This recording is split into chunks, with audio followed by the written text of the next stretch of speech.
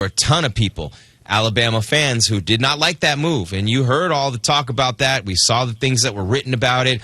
Not an SEC guy, West Coast this. Man, he did a good job tonight. That was a nice game plan. And that defensive front for Alabama. And again, here's the scary thing about Alabama, Gabe. I'm going to reiterate this. You said it earlier. You'd vote them number one right now. I wouldn't. I think I'd leave Texas one. Debatable whether I'd put Ohio State 2 or Bama 2. Right now, they're 2A and 2B, right, in my opinion. But number one is clearly Texas, in my mind. The win at the Big House is a bigger win than I think you're giving them credit for, that early in the season especially. But I do believe Michigan's not Georgia this year. I know, man. But Alabama has the biggest upside. Alabama has the biggest upside. Texas was a road win. Sure, but this is the best win of the year for anyone. Against defending champs on the road, I mean. Yeah, but they're not the defending champ. I mean, the head coach isn't there. The quarterback isn't there. It's still the defending champs on the road. They're defending champs in name only. Well, in name, but still the defending champs. I mean, Georgia and is you're the in number the Big 2 House, team and they didn't, and that wasn't close. Georgia is the number 2 team in the country. They are, and they've won all those regular season games in a row. But Alabama has their number, man. Alabama's won 9 out of 10. The last 10. And this is SportsCenter. This is SportsCenter's Twitter. I have to say this. I mean, hello, we're family here, right, at ESPN. That's a SportsCenter tweet. Saban beating Georgia. Deborah beating Georgia. Bama has won 9 of its last 10 versus the Dogs. And that is something that, wow, I mean, what does Georgia have to do? Only Georgia could come all the way back against Bama like they did tonight. I don't think there's any other team in the country that could do that. I really don't. All that talent, all that experience, give a lot of credit to them because they got hit in the mouth. And again, they're losing 30-7, 28-0, and they came all the way back to literally, you know what I mean? They had the lead. Yeah, they had the lead and almost won the game. So here's the part that I take away if I'm Kirby Smart, and I think the name says it all. If he's smart, this is what he'll take away. And he's a lot smarter than I am. I'm just saying that for the record. So Kirby Smart's takeaway, Georgia's takeaway, okay? You came back and played the best football maybe you've ever played in that second half until Milroe came back and took it back away from you, and then they made that play in the end zone. But as I've said twice now, this will be number 2. Those 2 plays, the touchdown pass, catch, and run by Williams, and then the interception by Xavier, they're both freshmen, and you will not find 2 better plays, more athletic plays made on a college football field, Gabe, and they're both freshmen. Alabama has the biggest upside out of anybody. Why? Because they're so young, and they just keep getting better. They play more young guys than any of those other teams. They have more new players than any of those other teams, and I think by the end of the year, they're really going to come together. They're really going to gel. Again, it's not a 3-week stretch because there's a bye in there. But it's that 3-game stretch right there for them that's going to mean everything for Alabama. And when you're talking about Alabama and you're talking about that 3-game stretch, man, that is their entire season right now. And I've said it a couple of times now. Look, they got Tennessee on the road, they got Missouri at home, and then they got LSU on the road. The bye comes between Missouri and LSU. Throw Missouri out, man. They're going to kill them. It's at Tennessee. It's at LSU. It's a 2-game season. Oklahoma's not going to give them any trouble. And Auburn either. It's a 2-game season until the second season. Wow, just gonna skip right over Mercer like that. Unbelievable. I can't just disrespecting Mercer on game night. Sorry, tonight. Mercer. Love you. From Greece. Nah, just giving you a hard time. The spread will be 70 for that game. It just shows that Alabama, without Nick Saban, is still the gold standard in college football. Kalen DeBoer is taking over, and he is continuing the tradition right now for the Crimson Tide. Coming up next, we're going to reflect on Georgia's dominant run and some of those numbers behind that. It's Game Night on ESPN Radio and the ESPN app. Hey, it's your resident Super Bowl champ, Chris Candy. Coming up Monday, Jared Goff versus Geno Smith. I'll tell you why one of these quarterbacks will be playing in the NFC Championship game. It's Unsportsmanlike, 6 a.m. Eastern, right here on ESPN Radio, ESPN2, and ESPNU. Every 40 seconds, a child is reported missing. That's 2,000 children every single day. It's a heart-wrenching reality that we can no longer ignore. Find the Children is a non-profit organization dedicated to helping find missing kids. You can be a part of their mission by donating your unwanted vehicle, running or not. Call 1-800-294-0222. We guarantee that you will receive the maximum tax deduction. We provide fast, free pickup with 24-hour response. Call 1-800-294-0222. 0222. Find the Children provides crucial resources to help find missing children and educational materials to teach kids how to recognize and avoid predators. Our recovery programs have a proven track record of reuniting kids with their families. It's time to act. Donate your unwanted or unused car. Help us build a world where every child is safe. Pick up the phone and call 1-800-294-0222. Together, we can bring these kids home safely. This advertisement was paid for in partnership with Cars R Us and Find the Children. How are you? My name's Scott Van Pelt, host of SV Pod, along with my partner in crime, Stanford Steve. What do we talk about mostly on the podcast, Steve? Sports. Some. Parenting. I feel like that comes up a lot. I feel like most recently I've needed some help because I feel like my shortcomings there are evident. It's life stuff, relatable content. It's fun. It's just two bald-headed goons just talking about nonsense a lot in a crowded podcast space. There's that one. We're here. Here we are. Chris Carlin, Joe Fortenbaugh. This is Carlin versus Joe. Joe Tessitore. When do you switch gears from wrestling to college football? No, there is no switching gears. Okay. It never stops. Every second of my week is just bouncing between the two. It's pick up the phone and have one conversation with an offensive coordinator while I'm texting or on the phone with Paul Heyman. It's nonstop. Carlin versus Joe. Weekdays at noon Eastern on ESPN Radio, ESPN app, and on SiriusXM Channel 80. We told you so! Monday Night Football gears up for another double lineup. On ESPN at 7:15, DeAndre Hopkins and the Titans head to South Beach to take on Tyreek Hill and the Dolphins. And on ABC at 8, DK Metcalf and the Seahawks face Jared Goff and the Lions in Motown. Titans-Dolphins Monday at 7:15 p.m. Eastern on ESPN. And Seahawks-Lions at 8 on ABC.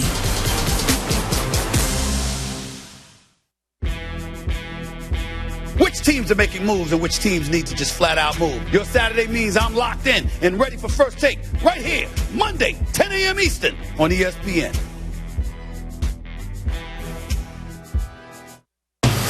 It's down in Auburn, Paul. I see a hog loose. It's running wild. It's going to catch an eagle and eat it right in the middle of the field. Paul Feinbaum, weekdays at 3 Eastern on the ESPN app and the SEC Network.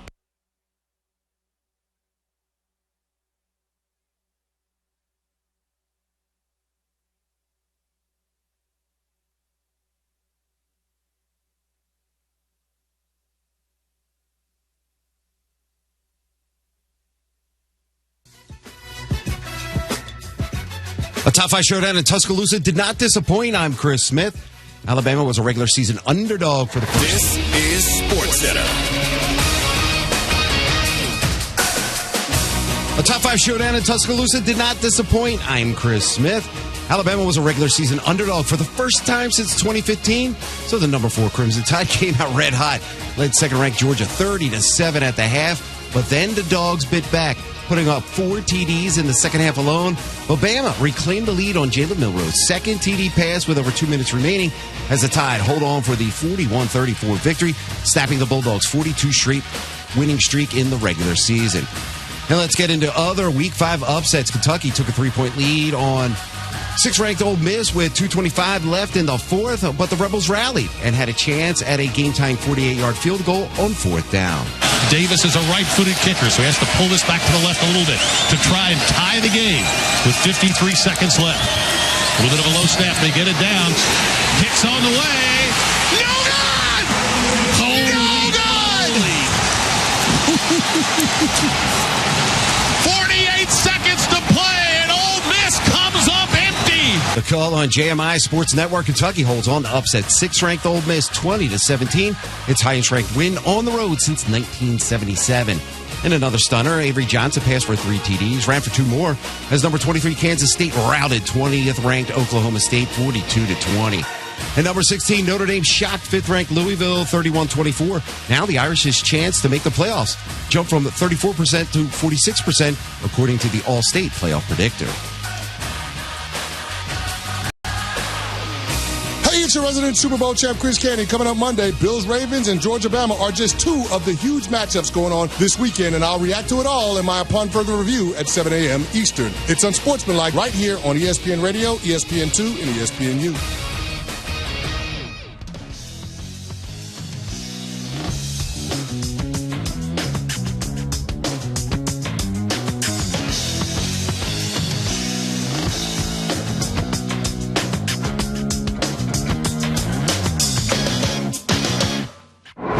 This is Game Night on ESPN Radio and on the ESPN app. Oh, that's it. Kirby's going to keep the last one in his pocket, I guess. And the final 30 seconds will tick away as both benches empty onto the field here in darkness. They've turned out the main lights here at Bryant-Denny Stadium. They've got red lights showing, and now they're flashing. And the 100,000-plus fans here at Tuscaloosa, Alabama's football stadium will begin to celebrate as Alabama will win it tonight over Georgia by a final of 41-34. Call courtesy of the Georgia Bulldogs Sports Network. It's Game Night, ESPN Radio, ESPN app, Sirius XM Channel 80. Game Night, still Jim Greasauber hanging out with you tonight. ESPN Radio presented by Progressive Insurance. A lot of impressive streaks for UGA Grease coming to a close tonight. That is 42 consecutive regular season wins. That does not include the conference title game. So this is just regular season. That conference title game would obviously be postseason. 28 straight wins in conference play, which is the longest in SEC history. And 16 straight wins on the road, which was a program record, and longest active streak in FBS, all come to a close tonight. Because for Georgia, beating Alabama has been the toughest thing that they've had to do since the start of 2021. The University of Georgia is 1-3 against Bama and 45-0 against everybody else. Yeah, and it had been mostly postseason, but the regular season streak snapped. We just heard those coming into that last break, and what a win for Georgia. And you know, Twitter's on fire, as you might imagine, and you start seeing the celebrities. And when you see a play like the one that Williams made, I mean, Ryan Williams, 17 years old, Gabe, we talked about that. He's the one that caught the 75-yard touchdown from Milroe that won the game. Well, the interception won the game, too, but he made that. We came back for the ball, took it away from the defender, and took it all the way down the field. Made guys miss tackles. 17 years old. Everybody from LeBron James to Dez Bryant, Chris Paul, Jalen Brunson, J.J. Watt, you name it. They're all reacting. And this 17-year-old kid has become a sensation virally, instantly on social media. It's amazing to be a 17-year-old kid. And I don't even remember. I was 17 playing high school football, and I just remember I couldn't even get my assignments right half the time. It's unbelievable to think how mature they are at this age, these great players these days, Gabe, to be able to come in at 17 years old and have that kind of an impact. But to go up and come back and have the presence of mind to come back and get that ball and then make those moves in the open field, it just goes to show you when you're a great football player, you're a great football player. And he's a great football player. He might win a Heisman before he's done. That's the type of play for a freshman that leads to a career like that. Yeah, he had a fantastic game tonight. So much fun to watch. And for the University of Georgia, look, this isn't a devastating loss. I mean, it's tough. I'm sure it's going to be tough to get over because Alabama has had your number. But you're going to have to bounce back quickly. You have Auburn next week, 3:30 on ABC. Mississippi State after that. But heading into this week, there were 5 teams in the SEC that ranked in the top 10 in the Associated Press poll. Mm-hmm.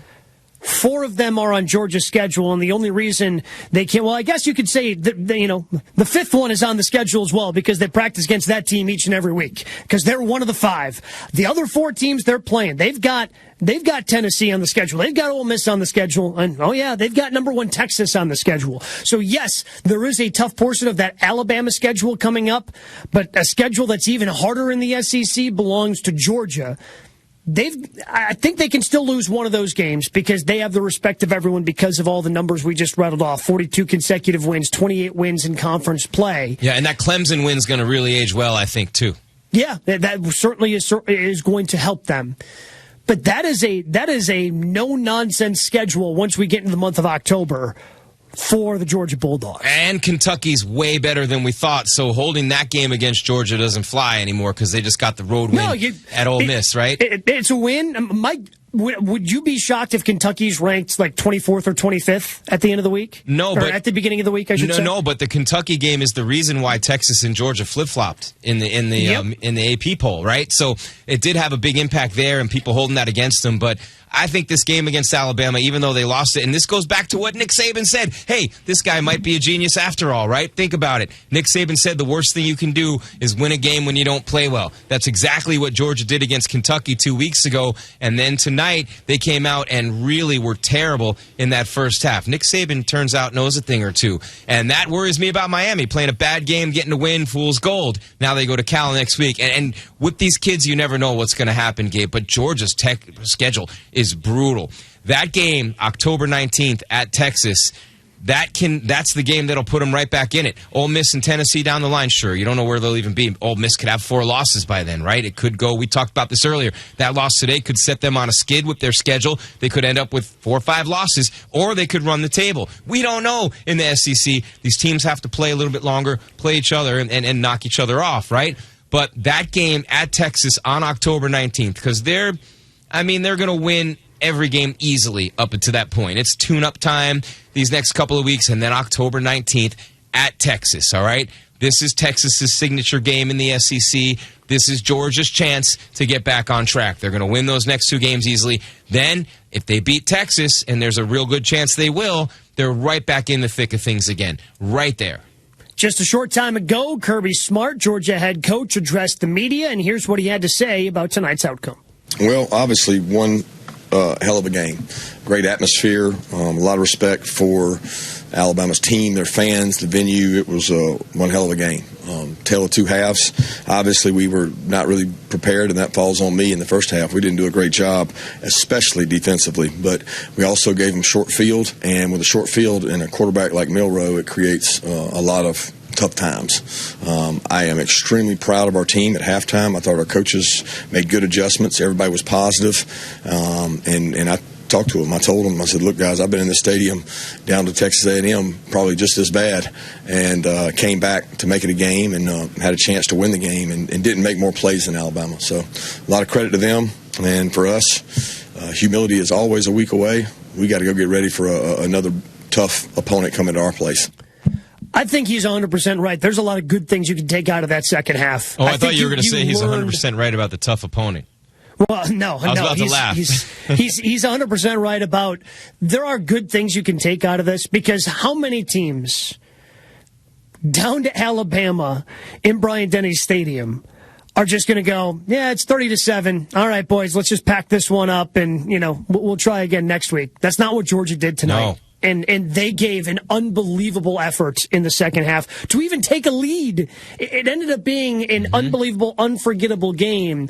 But let's not forget that Georgia needed to have a monumental effort early in the third quarter, into the fourth quarter, in order to make this a game. The way that Georgia played in the second half, and let's not forget, we talked about the 75-yard touchdown. We talked about the interception in the end zone being 2 of the greatest plays you'll ever see on a college football field, right? That being said, that's the only reason they lost this game. If those plays hadn't happened the way that they did, Georgia wins this game. The interception in the end zone, they might have gone for 2 and won it. You know what I'm saying? So those 2 plays were the reasons that they lost the game. And you can talk about all you want. Kirby Smart can talk about the first half. He won't talk about Beck. You notice he doesn't mention that. He talked about turnovers in a short field, but he won't criticize his quarterback. I like his style of coaching. He knows, though, Gabe, and I believe, to all my Georgia Dog fans out there, and I know I got a lot of them because you guys hit me up, believe me, and that's a proud group, and I love you guys. I do. You're going to be fine. That performance in the second half of this game, you build on that, and you realize Carson Beck is a leader. They have so many big-time studs on that team. They're going to realize, and they're going to look at this game and say, hey, Alabama didn't beat us, guys. We beat ourselves. And that's the mentality and the mindset that you have to have if you're Georgia. You cannot think of this any other way. You beat yourselves, period, and it still took. You took the lead late. It still took 2 of the best plays we've ever seen to beat you in the end. After all that was said, it still took 2 of the greatest plays ever made on a college football field that you'll ever see on a football field. Great, great plays to beat them. And so I'm Kirby Smart. I'm Georgia. I say, hey, it's 1 loss. We're playing 12 games. We'll see you when we're 11-1. And Kirby Smart, after the game, did say he was proud of the way his team performed. Well, there's no greater response of a leader than to be with the guys who go to battle with you. And those kids went to battle tonight. Look, no mistake about it. That group we got in there, man, they're connected. They're proud. They got pride. And I told them, I said, guys, I don't know what this second half's going to look like, but I do know this. When we watch it, we're going to find out a lot about ourselves. We're going to see what kind of character we got. And I'll be honest with you, I thought we were a team that was in really good shape, and I thought that we could play them into the fourth quarter once we had we were in the situation we were. We just had to get one moment at a time. And I didn't want to walk off the field without, telling each one of them how much I appreciated how they responded to. That was pretty tough adversity there. Yeah, it was pretty tough adversity, but Georgia found a way to fight back. Ultimately, coming up short, though, Alabama, now 3 out of the last 4 times Alabama and Georgia have played, the game has gone the way of the Crimson Tide. It was a classic game tonight, and we are going to head to the podium and hear from Alabama, see what they have to say about tonight's exciting win over Georgia as we continue here tonight on Game Night on ESPN Radio and the ESPN app. This is ESPN Radio. Matthew Judon to the Atlanta Falcons. Bird call! On your radio, your computer, your smart speaker, or on the ESPN app. Mahomes and C.J. Stroud are no-brainers. C.J. Stroud's a no-brainer over Joe Burrow? Yeah. We're everywhere you are. This is ESPN Radio. Individuals and businesses with tax problems, listen carefully. Do you feel like you're losing control of your finances? If you owe over $10,000 in back taxes or have unfiled tax returns, we can help you take back control. The IRS is the largest and most aggressive collection agency in the world, and they can seize your bank accounts, garnish your paycheck, close your business, and file criminal charges. Take control of your tax problem now by calling the experts at U.S. Tax Shield and take advantage of the Fresh Start program and new laws that may allow us to negotiate a settlement for the lowest amount possible. Our team of tax attorneys and enrolled agents can stop collections and get you protected so you can take control of your financial future. U.S. Tax Shield offers a price protection guaranteed quote to get you protected today. U.S. Tax Shield is A+ rated with the Better Business Bureau, so call now. 800-687-5192. That's 800-687-5192. U.S. Tax Shield. 800-687-5192. How are you? My name's Scott Van Pelt, host of SV Pod, along with my partner in crime, Stanford Steve. What do we talk about mostly on the podcast, Steve? Sports. Some. Parenting. I feel like that comes up a lot. I feel like most recently I've needed some help because I feel like my shortcomings there are evident. It's life stuff, relatable content. It's fun. It's just 2 bald-headed goons just talking about nonsense a lot in a crowded podcast space. There's that one. We're here. Here we are. Max Bankman, I'm the new doctor. Welcome aboard the Odyssey. ABC Thursdays. This ship is heaven. We're tending to our passengers' dreams. I'm in. From 911 executive producer Ryan Murphy comes a splashy new drama on a luxury cruise ship with Joshua Jackson and Don Johnson. It's your job to keep everyone alive. She's in VFib. 1, 2, 3. Clear. I have a pulse. You're going to be okay. Dr. Odyssey. Thursdays, 9/8 Central on ABC. And stream on Hulu. Which teams are making moves and which teams need to just flat out move? Your Saturday means I'm locked in and ready for First Take right here, Monday, 10 a.m. Eastern on ESPN. La Liga on ESPN+. What a wonderful atmosphere. All 380 matches in English y Español. The global stars. Lewandowski, fantastic finish. The historic rivalries. The old and bitter enemies clashing again. The beauty and the passion of La Liga on ESPN+. Sign up for ESPN Plus at espnplus.com/soccer for the love of La Liga. On this episode of Numbers on the Board, we talk about the blockbuster deal that sent Karl Anthony Towns to New York and Julius Randle to the Minnesota Timberwolves. What does that mean for the league and the Knicks championship contention? Be sure to check that out wherever you get your podcasts.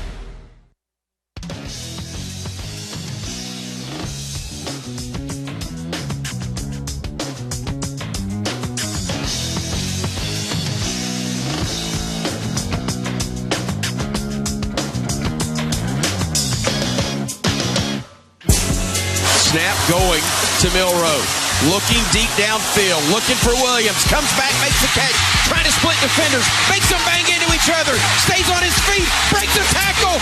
Scores! Scores! Scores! Ryan Williams. One play. 75 yards. 4 + 2 = 6. And Alabama regains Williams gave him a 39-33 lead, went for two, got it, 41-33, your final. Alabama over Georgia. The call courtesy of Chris Stewart from Learfield. It's game night, ESPN Radio, ESPN app, Sirius XM Channel 80. Gabe Neitzel, Jim Greasehaber with you. Always hit us up on that Dr. Pepper call-in line, 888-SAY-ESPN, 888-729-3776. And we have been giving credit, certainly to Georgia, for the comeback that they had, but also certainly credit to Alabama, because when a comeback like that is happening against you, things are going wrong. You're kind of stuck in quicksand. You're trying to figure out a way out of it. And Jalen Milroe and Ryan Williams found a big way out of the offensive funk they were in the second half by connecting on that 75-yard touchdown to give Alabama the lead for good. Yeah, they did, man. And look, Milroe kind of just threw this up. It was a very sloppy throw. It was not a good throw. It was out to the right, 15, 20 yards down the field, and it was supposed to be an out. It looked like he threw it to the wrong shoulder. Williams had to come back on a dead stop, come back and get that ball. It was a bad throw or a miscommunication, one or the other. Far be it for me to say it's 50-50 which one it is, right? But either way, there might have been some sloppiness with the route, might have been a little bit of sloppiness with the throw, but for Williams to come back, turn around, across his body, grab that ball, and then the spin move, Gabe, to get away from those other two defenders and then outrace everybody to the end zone. The 17-year-old takes it to the house. What a play by Alabama, and then the interception to seal it was just as great athletically. Again, two freshmen making those plays. I'll say it again. It doesn't surprise me as much as it used to, but freshmen making those plays at that time of the game to beat a team like the Dogs, that's unbelievable, man. If I'm Alabama right now, if I'm an Alabama fan, I'm on top of the world. And Jalen Milroe played his best game of the year, Gabe. I mean, you look at his numbers before this game, and you look at his stats before this game. I mean, he's been very efficient, right? And the rushing numbers were better tonight than any other game. 16 for 117. First 100-yard game of the year, 2 touchdowns in every game. He's consistent there. And then passing, easily the most attempts and easily the most completions. He was 16 for 26 and 12 for 17 after a 7 for 9. So against Georgia in the biggest game, arguably, of his career to right now, I mean, this season for sure, with everybody watching, a dog at home. He comes out and goes 27 for 33 for 374, 2 touchdowns through the air. He comes out and he goes $117 on 16 carries, 7.3 per carry, 2 touchdowns on the ground. Absolutely phenomenal by Milroe. Kalen DeBoer also picked up his first signature win as the head coach of Alabama after the game. Here's what he had to say about his team's win. Yeah, you bet. Heck of a game. A lot happening there all game long. So a lot of energy that was put out there by coaches and players, and proud of the way we played. It took 4 quarters, and obviously there's some times where they made a run there, and the second half in particular. But just proud of the way our guys kept fighting, kept playing. I think we continue to learn every single play and grow, and you see that at the end with ZB's interception.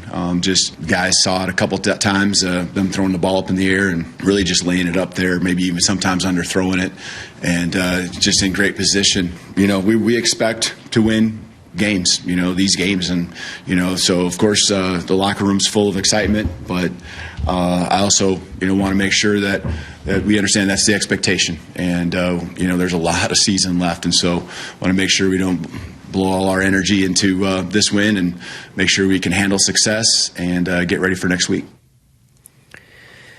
That was Kalen DeBoer after the game. Again, 41-33, the final for 41-34 Alabama over Georgia tonight. As Gabe Neitzel, Jim Greasehaber hanging out with you tonight on game night, as we welcome in from the victorious Alabama locker room, Deontay Lawson, a linebacker with Alabama.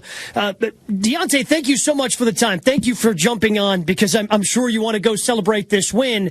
But what were you guys able to do in the second half, especially on that last possession defensively, to make sure you got that turnover to seal the win? Yeah, we just had to come together at that moment. We knew the game was going to come down to us, and player just made a play when he needed to make a play, and that was big for us. Deontay, it's Grease. Congratulations, man. I just have to ask you, this is a fanboy question, but it's worthy of being asked in a moment like this. what is it like to be on the field in a game like that? What was it like tonight to be able to come out victorious? And what was it like to watch two freshmen, Williams and then the interception at the end of the game and an incredible play there as well by Brown, to watch two freshmen do that at the end of a game like this? What's that feeling like right now for all you guys, all you leaders on this team? Yeah, it's amazing. You just know how hard these guys work day in and day out. Starting with Ron, man, we knew he was electric when he first got here. You know, he come from the same place I come from, Mobile, and I already knew he was gonna make a play. And then Xavier, the corner that caught the pick, yeah, it's crazy because I told him, I was like, hey, when this ball come to you, make your play, and he happened to do that. So we're very happy for them, and we still got a long way to go, and we just gonna keep getting better. Deontay Lawson, linebacker for Alabama, joins us after Alabama defeats number 2 Georgia earlier tonight in Tuscaloosa. It's game night on ESPN Radio, Game Night, so along with Jim Griesaber. And Deontay, you guys had a lot of success in the first half. What was the game plan going in to frustrate Carson Beck in Georgia? Yeah. We knew, Carson. He's a elite quarterback. He'll definitely get drafted in the first couple picks. We knew we had to affect him early to kind of change how we think and how he goes through his reads and progressions. And I feel like we did that kind of early. We were able to, generate turnovers, and that's always huge in big games like this. Deontay Lawson from Alabama here, victorious over Georgia at home tonight. And Deontay, you played a huge game. You had your best game of the season, right? 10 tackles tonight, solo tackles tonight. You know what I'm saying? So a good game for you and a big sack in this game to lead that defense. What was it like for you guys on that field as Georgia's going down? And you already told us what you said to Brown, but as they're moving the ball, they score on 3 consecutive drives after you guys had played so well all night. How were you able to reverse that toward the end of the game and make the plays that you needed to make? What was it like in that huddle as they're surging back on you guys and the place is dead silent? Yeah, we have to keep. Unfortunately, I think the connection, lost Deontay there. But certainly appreciate Deontay Lawson, the linebacker from Alabama, joining us after Alabama's big victory tonight over Georgia. Again, it's going to be tough, Grease. Look, we're still in the first month of the college football season. I don't know if we're going to have a better game than that all year. No, and thanks to the Alabama SID department, by the way. They're just a little busy right now, so to hook us up like that is unbelievable. But I really wanted to hear that answer to that last question, Gabe, because in that huddle, when everything's going bad, and that's what a great play can do for you. Look, Alabama in that huddle, and my next question to him was going to be, so many players on that team played their best game of their careers tonight in a career-defining game. And that, to me, is what really makes sports special. When players you don't expect, when young kids just emerge, and all of a sudden, here they are. They're on the national scene. And it was Williams. It wasn't just that touchdown. He had, 6 for 117 in the game. So he led them in receiving as a 17-year-old. It wasn't just the one play. And for them to have the guts to throw him that ball in that situation was absolutely huge. But to come back, to have Milroe and Williams make that play, and then to have Xavier and Brown make that play in the end zone when all the momentum's against them, everything's working for Georgia. That's just unbelievable, and it shows you what great players can absolutely do to win you games almost by themselves sometimes. 19 points in that fourth quarter for Georgia, but all for naught because Alabama is still able to win the game 41-34 thanks to that 75-yard touchdown pass. Jalen Milroe finding the 17-year-old freshman Ryan Williams. And again, he was just going back and forth, and that was before the 2-minute timeout.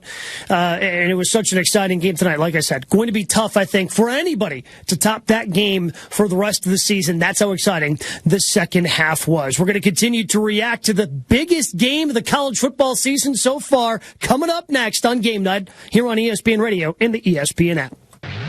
Hey, it's Greeny, and Bama does it. Their domination of Georgia continues. Does this mean we should just put the Crimson Tide into the playoff right now? We'll talk about it Monday. It's Greeny, starting 10 a.m. Eastern on ESPN Radio and the ESPN app.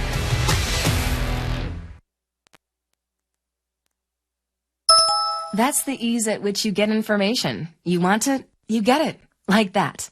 Ask your phone. Group chat. Smartphone. You're always connected and informed in real time. No waiting. So if you're diabetic and still using finger sticks to read your blood sugar, what are you waiting for? Knowing your blood sugar levels instantly is important for managing diabetes. Call US Med at 888-665-0696.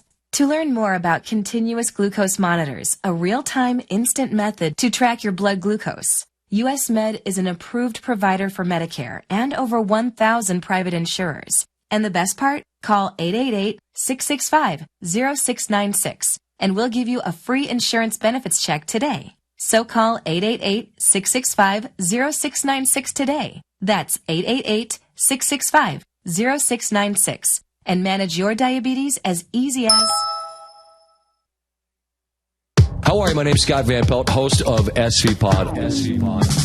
Along with my partner in crime, Stanford Steve. What do we talk about mostly on the podcast, Steve? Sports. Some. Parenting. I feel like that comes up a lot. I feel like most recently I've needed some help because I feel like my shortcomings there are evident. It's life stuff, relatable content. It's fun. It's just two bald-headed goons just talking about nonsense a lot in a crowded podcast space. There's that one. We're here. Here we are. This is Daryl from Columbus, previously from the Paul Feinbaum Show. This is Barbara, and I want to just tell you I like watching your show better than I do watch football. I love football, but I love your show better than any show on TV. Well, thank you. I think I agree with you. I think this show's more fun than some of the games are exciting, but there's some pretty tedious games. The Paul Feinbaum Show, weekdays at 3 Eastern on the ESPN app and on the SEC network. This is Freddie and Harry on ESPN Radio and the ESPN app. Out of all the days we've done this show, I know.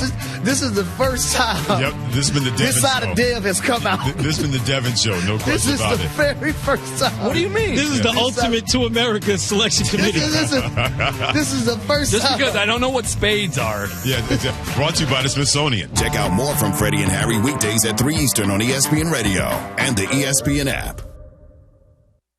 Amber and Ian. Some of the best sushi you could ever have is in Tuscaloosa, Alabama. It's not hard to make good sushi. If you make rice, it's sushi. It's rice rolled with fish, and I love sushi. Throw in some vegetables, and bam, slap a little cream cheese on it, a little avocado, you're good to go. A little cream cheese on Throw it. a jalapeno on top for color and zing, and boom. I mean, you got good sushi. Amber and Ian, weeknights at 7 Eastern on ESPN Radio and on Sirius XM Channel 80.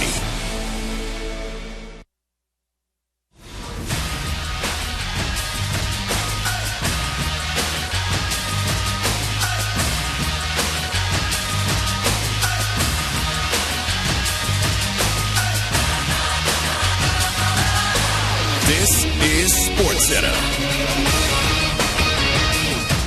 The first top 5 matchup of the 12-team playoff era was an instant classic. I'm Chris Smith. Second-ranked Georgia trailed number 4 Alabama 30-7 at the half, but then the Dogs bit back. 4 receiver set for Beck. Snap it back to Carson. He drops back with time. Pump fakes. Now throws it down the middle. Bell is breaking open. Caught at the 30. Bell to the 20. Bell to the 15. They catch him and spin him at the 10. He breaks away. Touchdown. Touchdown. Touchdown. Bell into the end zone. And the Dogs miraculously have taken the lead with 2:31 to go. The call on the Georgia Bulldogs Sports Network. Georgia put up 4 TDs in the second half, but Bama answered the call on the first ring. There's a lot of calm and command from Milroe at the start of this game. He's got to have it right now. And they take a downfield shot.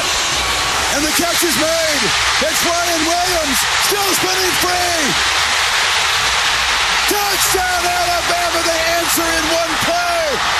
75 yards for the 17-year-old. Are you kidding us? The call on ABC TV, the Tide defense gets an interception in the end zone with 43 seconds left as number 4, Alabama shocks second-ranked Georgia 41-34. On to the NFL, where Chargers quarterback Justin Herbert is preparing to play in Sunday's game against the Chiefs, sources told ESPN's Adam Schefter. Meanwhile, Jordan Love will return to his post as the Packers starting quarterback against the Vikings just 3 weeks after he sprained his MCL. And the Niners get some firepower back. Receiver Deebo Samuel is expected to play on Sunday against the Patriots, along with tight end George Kittle. And Tyler Huntley will start at quarterback for the Dolphins on Monday against the Titans.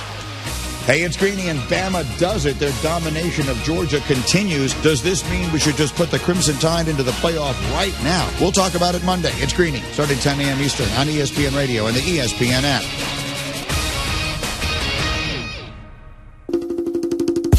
Again, Bama in victory formation. Again, the snap. And will Georgia use the timeout? Nope, they're waving the white flag. The final 30 seconds are going to tick off. And once they do, let's get out of here. Alabama 41, Georgia 34. And in the first meeting of the year, Alabama comes out a winner 9 times out of the last 10. The dog with the most bite has been Big Al. Chris Stewart from Learfield with the call. Bama defeats Georgia 41-34. It's game night. ESPN Radio, ESPN app, Sirius XM Channel 80. Gabe Neitzel, Jim Greashauber with you. ESPN Radio presented by Progressive Insurance. Did you notice a little something in that call? Or was that the only one there, Grease? What? Did I notice what? Waving the white flag? The dog that had more bark in the bite? Nope. What? The first meeting of the year. So clearly Chris Stewart from Learfield, the play-by-play voice of Alabama, he is expecting to see Georgia once again. That's because they're so arrogant, right? They're the epitome of SEC arrogance. There's a lot of really good teams. Hold your horses. There's a lot of really good teams in the SEC. But, I mean, look, you have the conference championship game. You have the playoff. So, obviously, there's a really good chance. And, obviously, they're two of the top 5 teams in the country. I don't think anybody could debate that. Anybody who would try to argue that, I think, would be a fool. They're two of the top 5 teams in the country, along with Texas, along with Ohio State. And the 5th one is up for debate, but the 4 aren't. Yeah, a spectacular game that had a stunning start with Alabama jumping out to the lead, an almost inexplicable comeback, an almost historic comeback by Georgia, only to have the thrilling finish of Alabama winning tonight 41-34. And after the game on the field, here's Kalen DeBoer on ABC with Laura Rutledge. Coach, what did you think when you saw Xavier Brown's interception just now? I know he's a smart guy, and sooner or later he'd read what was going on and make a play. Super proud of the young guy, learning. He's only going to continue to get better. He's a heck of a player. Georgia came fighting back. You expected that they would be able to do something like that. What can you say about your team holding on in the end? Yeah, they're a great football team, and you know that you're gonna get that pushback by them. And I'm proud of our guys, coming back with a little firepower of our own and making our plays when we needed it most. How about the performance of Jalen Milroe tonight? Yeah, coming out of the gates, and I really felt like the last 2 weeks of practice, there were some steps that were made and some little things, and he's got more ahead of him too. There's more room to grow, but he did a great job. We gave him some time. He got comfortable early, and could do it with his legs and through the air. I mean, scary to think about that. Right, Jalen Milroe with even more room to grow. When you think about the growth that he had a year ago, I mean, he was, from the beginning of the season to the end of the season, he was the most in-season improved player that I can think of in recent college football memory, where he was embroiled in a quarterback battle, kind of loses it and eventually gets it back almost by default, but then ends up making some of the plays that he ends up making down the stretch, whether that's in the Iron Bowl, whether that's in the SEC championship game, making those big plays in big moments. And his new head coach, in Kalen DeBoer, who knows a thing or two about quarterbacks, is saying, oh yeah, he had a really good game tonight, and yet he can still get better. That is a scary thing for the rest of the SEC. Well, I mean, just look at that 36-yard touchdown run, man. That thing was absolutely crazy. That touchdown run, he got the corner so fast and just completely out. I mean, it was like watching Bolt in a sprint. Like once he hit that corner, he hit another gear that nobody else on the field had.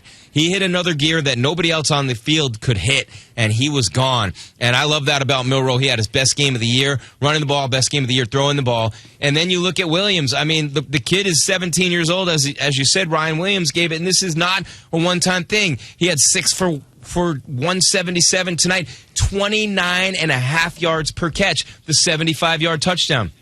Week 1, 69.5 yards per catch, an 84-yarder for a long with 2 scores. The middle 2 games, USF and Wisconsin, pretty good teams, not great teams, but good Division I programs, right?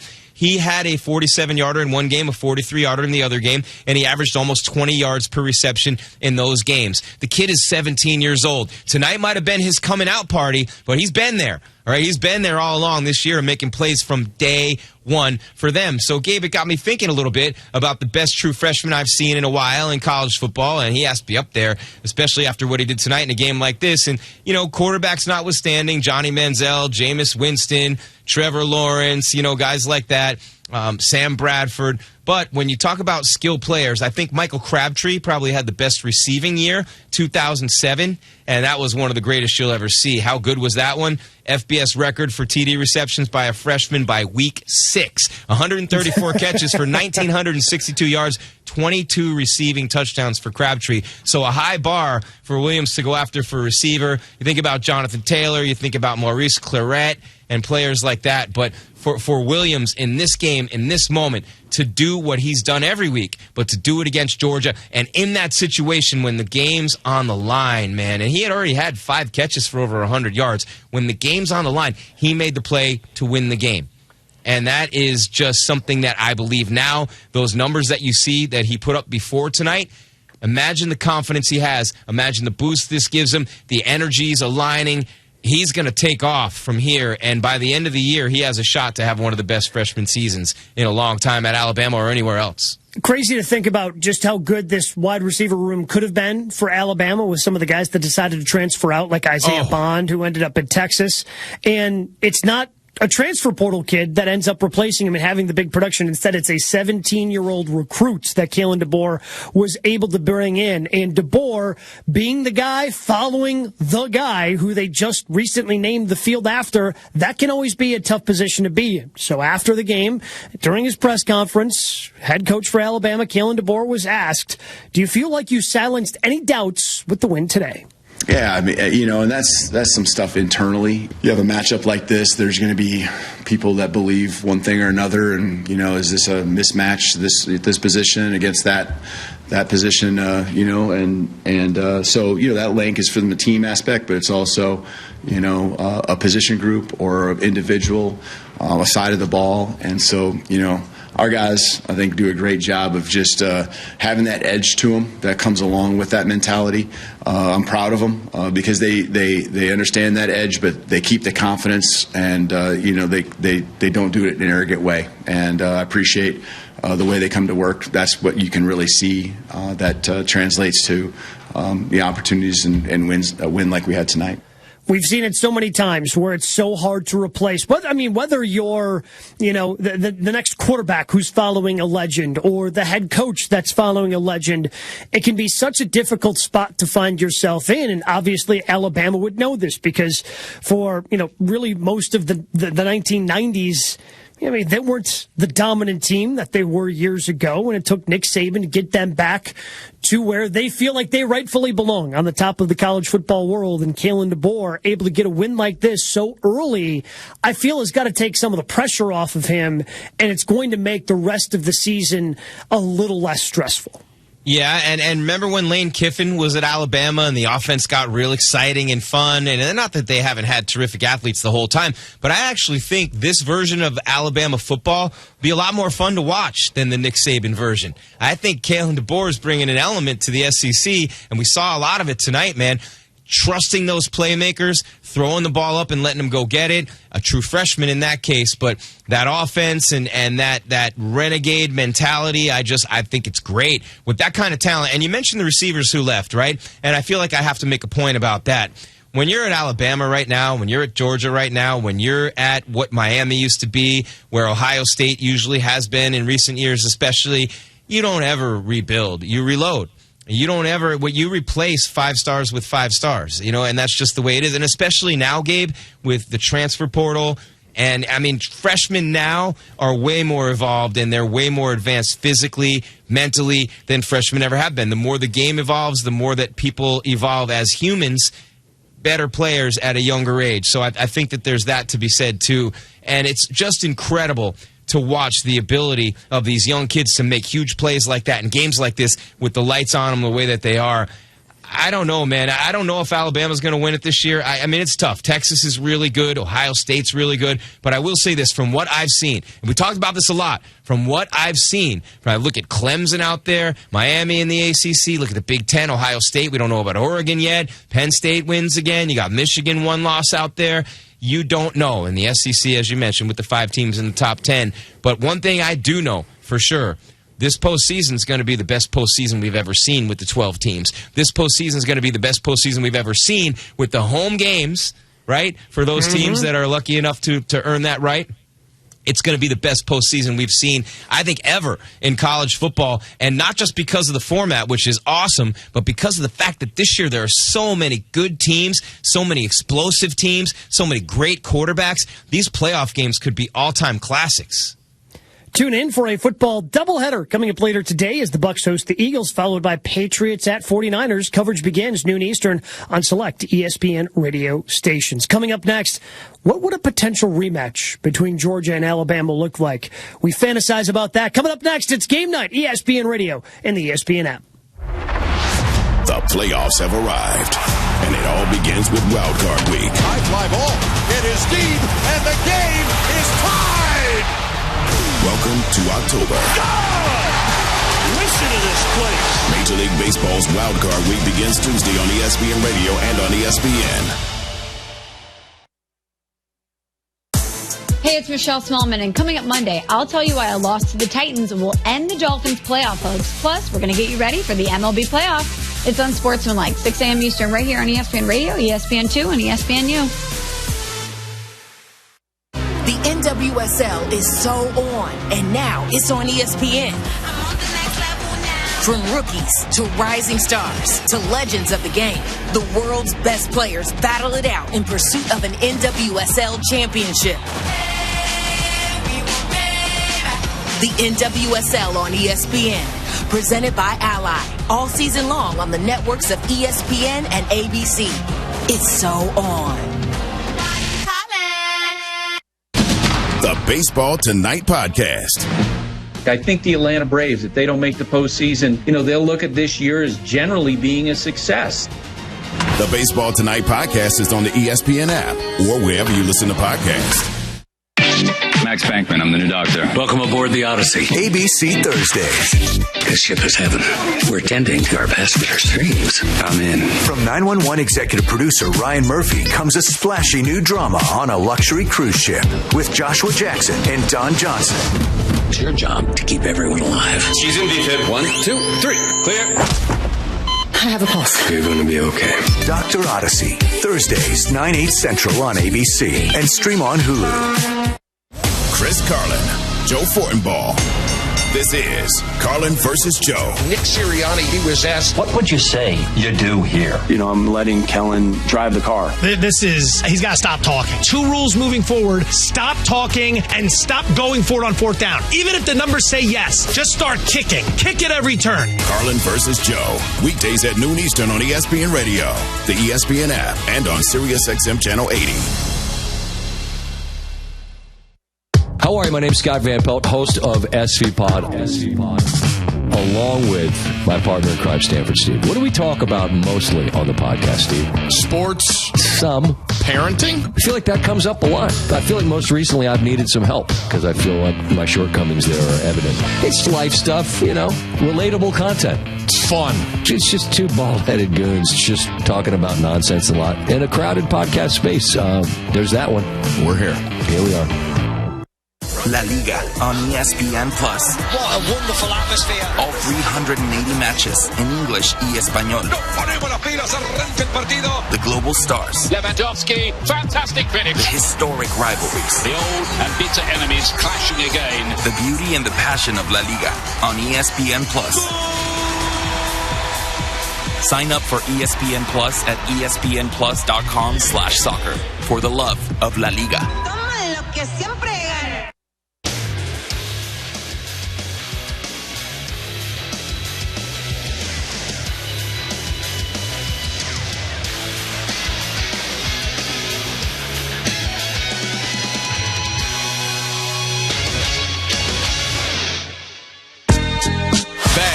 Looking, firing towards the end zone. That is intercepted. It's picked off. It's picked off.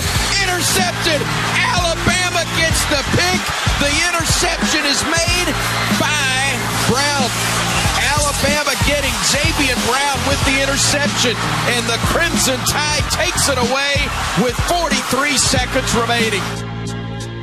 Chris Stewart from Learfield on the call. That's what it sounded like as Alabama just took a couple of kneel downs to close it out. 41-34 the win. Alabama over Georgia. It's game night. ESPN Radio, ESPN app, Sirius XM, Channel 80, along with Jim Grieshaber. I'm Gabe Neitzel. Hit us up. Dr. Pepper call-in line, 888-SAY-ESPN, 888-729-3776.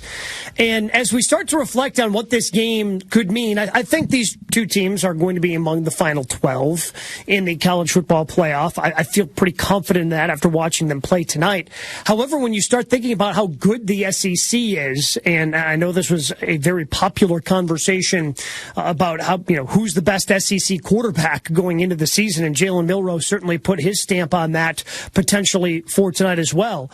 But you start thinking about, okay, could there be a matchup down the road?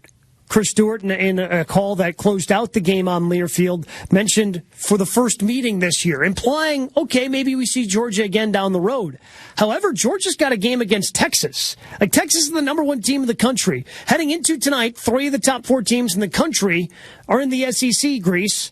However, only 2 of those teams can actually play in the SEC championship game, one of those potential rematches. Do you think we see a rematch between Bama and Georgia at all this year? I mean, that's almost impossible to say, right? It really is almost impossible to say. I think the odds are very high that we will. I think the odds are very high that we will, Gabe, because of the fact that they're both so great. I think when you look at the SEC and you look at the standings, to me, I don't think Tennessee's that good. I know Missouri's not that good. I think it's Texas. I think it's Bama. I think it's Georgia. I don't have anybody else on that list. I had Ole Miss there. I don't have them there anymore. I'm stunned by the way Ole Miss got handled by Kentucky in that game. Defensively. Should you be, though? And on the line of scrimmage. Yes. The way that they were manhandled on the line of scrimmage by the Kentucky defense, I did not think I'd see it. That's Lane Kiffin. You know what I'm saying? That's a Lane Kiffin offense. They scored 17 points at home against Kentucky, and then Kentucky holds Georgia to 14. That defense is good, man. Kentucky's going to have a say in this SEC. They're going to beat another team or two. All those teams, the Tennessees, the LSUs, all those teams are going to get picked off along the way, man. It's going to be Bama. It's going to be Georgia. It's going to be Texas. That's it. 3 teams in the 12. I know, ultimately, as much as I would love to see it, because, again, this is as good as college football gets, especially during the regular season, to have a game that, really, when we started the show tonight, Greece, we thought, okay, this is over. This is going to be an Alabama rout. And then to have really the game just completely change in the second half to the point where Georgia fights their way back and actually takes a lead late in the fourth quarter. Those are clearly 2 of the best teams in all of college football. That being said, so is Texas. And I think Texas is going to have a very good opportunity at defeating Georgia. I just don't see Georgia being able to run the table the rest of the way. And that's not a knock on Georgia. It's more of a statement of, that's just how good the rest of the SEC is. It's in the realm of possibility Georgia loses another game and then still wins a college football national championship because they're one of the best teams in the country. They're not winning it. They're not winning it. They are. They're one of the best teams in the country. They are one of the best teams. They are. They're one of the 4. And we talked about this. There's only 4, I believe, right now that I would say are the best teams in the country. But I think Texas is going to run the table, Gabe. I think Texas runs the table. I think they go undefeated into the championship game. I'm not saying they run it all the way. I'm saying into that second phase of the season. And then you have the conference championships. Then you have the playoffs. But look at Texas's season, right? They have Oklahoma, number 21, at home. Georgia, at home. First year in the SEC. You think about that scheduling, right? Oklahoma and Georgia back-to-back at home. That's their season. Vanderbilt stinks. Florida stinks. Arkansas stinks. You have Kentucky at home, and then you're at Texas A&M. Oklahoma, Georgia. It's a 2-game season for the Longhorns, assuming they don't stumble and play a terrible game and drop one along the way, maybe to a Kentucky or, no, not a Florida. But when I look at, I don't get carried away there. I'm sorry. No matter what we saw tonight from Beck and Milroe, I still think Ewers is the best quarterback in the country. I think Texas could beat either one of these teams with Arch Manning. I'm going to go you one further. I think Texas beats either one of these teams at home with either quarterback. Yeah, I mean, Jalen Milroe certainly is going to be the front runner, and we know when it's all said and done. I think when all these games go final and places like ESPN Bet are resetting their odds for the Heisman Trophy, I think that you're going to find Jalen Milroe's name atop of that list. I really like Quinn Ewers. I like what you're talking about with Arch Manning, but at the same time, let's see what happens if, again, they're anticipating having Quinn Ewers against Oklahoma in a couple of weeks as they've got a bye. But if Ewers has another injury, Arch Manning, as good as he is, still a very inexperienced kid. And going up against that defense for the University of Georgia, I think that's just a completely different story. I am very anxiously awaiting that first game between Texas and Georgia.